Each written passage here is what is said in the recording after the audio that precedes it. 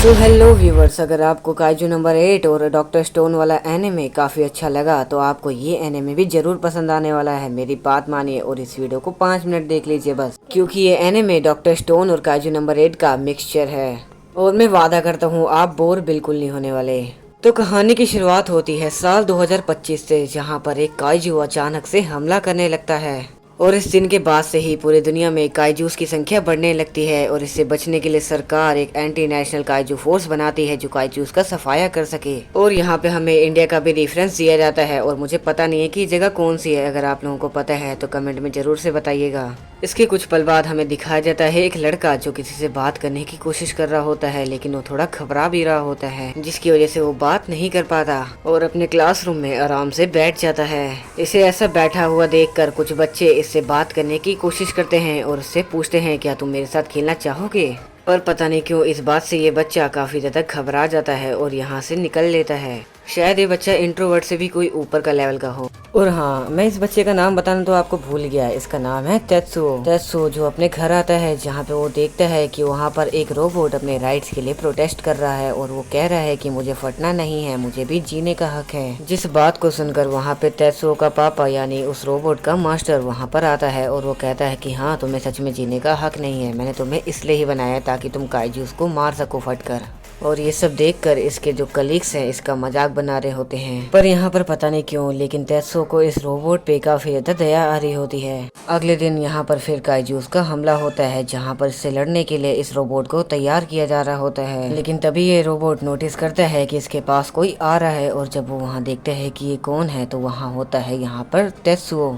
अब यहाँ पर तेत्सुओ के फादर को न्यूज़ मिल जाती है कि तेत्सुओ यहाँ पर रोबोट को चलाने की कोशिश कर रहा है और वो मैनुअल्स भी पढ़ रहा है कि इस रोबोट को कैसे चला सकते हैं। और यहाँ पर तेत्सुओ के फादर काफी ज्यादा बेफिक्र होते हैं क्योंकि उन्हें पता है कि तेत्सुओ कोई जीनियस नहीं है और वो मैनुअल उन्होंने तो वो सिर्फ ट्रेनिंग के लिए बनाया था। इसलिए वो अपने स्टाफ से कहते हैं कि तुम बेफिक्र रहो, तेत्सुओ ऐसा कुछ नहीं करने वाला जिससे हमें परेशानी हो सके। पर लगता है इसकी बात यहाँ गलत होने वाली है, क्योंकि यहाँ पर तेत्सुओ ने रोबोट को कंट्रोल करना सीख लिया है और वो जा रहा है काइजू से लड़ने के लिए।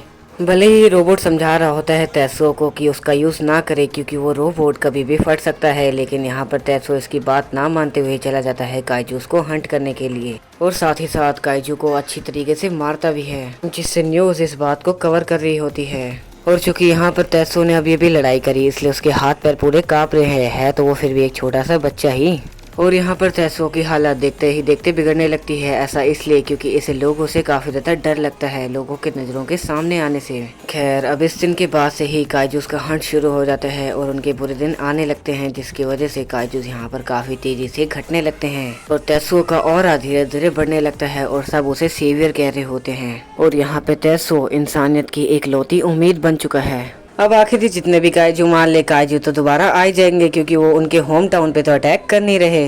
इसीलिए यहाँ पर पूरी इंसानियत के बेस्ट सोल्जर्स निकल जाते हैं काइजूस के होम टाउन पर अटैक करने के लिए और यहाँ पे तेत्सुओ भी उनके साथ होता है, जो दोस्त कैसे बनाए इस बुक्स में पढ़ रहा होता है। तभी तेत्सुओ को वहाँ पर 2 लड़कियां मिलती हैं जो उसे चेयरअप कर रही होती हैं, लेकिन हमारा तेत्सुओ उनसे इतना घबरा जाता है कि वो पूरा स्पेसशिप छोड़कर ही भाग जाता है। और ये स्पेसशिप छोड़ के घर नहीं भाग रहा है, ये भाग रहा है यूकियो के पास। हाँ, ये वही रोबोट है जिससे तेत्सुओ बचपन में मिला था और उसे बचाया था फटने से, और अब तेत्सुओ ने इसका नाम यूकियो रख दिया है। और यहाँ पर आकर वो यूकियो को सारी बात बताने लगता है कि कैसे वो लड़कियों के आगे अपना ऑरा माइनस कराकर आ गया, जिसे देखकर यूकियो उस पर हंसने लगता है और वो कहता है अरे पगले तो कब सुधरेगा। जिस बात पर यूकियो चिल्लाते हुए कहता है अरे तुझे कैसे पता कि दोस्त कैसे बनाते हैं, दोस्त बनाने के लिए 777 स्टेप पार करने होते हैं और इससे तुम एक काइजू को भी अपना दोस्त बना सकते हो। तभी यहाँ ह्यूमैनिटी के सोल्जर्स की कैप्टन आती है और वो अपना प्लान दोबारा से दोहराने लगती है कि वो किस प्रकार काइजूस का सफाया करने वाले हैं। दरअसल इनका प्लान सिंपल है, इन्हें बस काइजूस के बीच में जाकर एक इलेक्ट्रिक शॉक देना है जिससे काफी सारे काइजूस मर जाएंगे। और यहाँ पर तेत्सुओ और यूकियो का सिर्फ एक ही रोल है, काइजूस को अट्रैक्ट करना और शिप को किसी भी तरह काइजूस के बीच में ले जाने देना। इसके बाद काइजू ऑपरेशन आखिरकार शुरू हो ही जाता है और यहाँ पर काइजूस का आक्रमण भी होने लगता है। और पहली बार में देखने से तो मुझे तो लगा था कि ये काफी सारे तारों की तरह हैं जिसे हम गिन नहीं सकते। और अब यहाँ पर रेडी हो चुके हैं दोनों भाई मचाने तबाही। बस फिर क्या था, इन लोगों का आक्रमण और काइजूस का सफाया शुरू हो जाता है। और इसी के साथ ह्यूमैनिटी के बाकी सोल्जर्स भी अपना प्लान एग्जीक्यूट करने लगते हैं। अब ये लोग हमले की तैयारी करने लगते हैं क्योंकि ये लोग काइजूस के बीच में पहुंच चुके हैं और अब यहाँ पर एक शानदार हमला होने लगता है जिसे देखकर सारे काइजूस इधर उधर भागने लगते हैं क्योंकि उन्हें पता चल गया है कि उनकी मौत आ रही है। और ये हमला अपनी आखिरी स्टेज पे होता है और ये जैसे ही लगने वाला होता है वैसे ही अचानक से शिप बंद हो जाती है। शिप के सारे फंक्शन काम करना बंद हो गए हैं। ये कैप्टन को जैसे ही बात पता चलती है वो काफी ज्यादा घबरा जाती है। वो कहती है सिस्टम को रिबूट करो जल्दी से, लेकिन उसके कंपेनियंस कहते हैं कि हमने ये पहले ही करके देख लिया और अचानक से अब लाइट भी चल जाती है और इनका डिफेंस भी टूट जाता है। अब इनकी मौत इनके सामने आ चुकी है और इसी के साथ शिप पे होता है एक जबरदस्त सा हमला जिसके साथ ही ये मिशन फेल हो जाता है। इस चीज से दोनों यूकियो और तेत्सुओ काफी ज्यादा घबरा जाते हैं और यहाँ पर काफ़ी ज़्यादा काइजूस के होने के कारण यहाँ पे यूकियो तेत्सुओ को निकलने के लिए कहता है, लेकिन यहाँ पे तेत्सुओ मना कर देता है और वो कहता है कि हम इंसानियत के लिए आखिरी दम तक लड़ेंगे।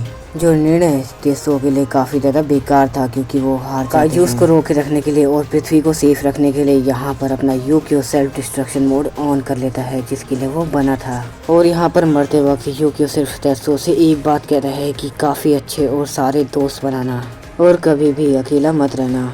अपने आगे ही अपने दोस्त को मरता हुआ देख हमारे हीरो तेत्सुओ की आंखों में आंसू आ जाते हैं और वो फूट फूट कर रो रहा होता है, लेकिन बेचारा कुछ कर नहीं पाता और यहाँ पर अपना स्नोमैन अपने आप ही सेल्फ डिस्ट्रक्ट हो जाता है। इसी के साथ हमारा सेवियर तेत्सुओ अब आ चुका है अपने होम टाउन पृथ्वी पर और मुझे देखकर ऐसा लगता है कि एक अंटार्कटिका में पहुंचा होगा तभी इसकी स्पेसशिप जम चुकी है।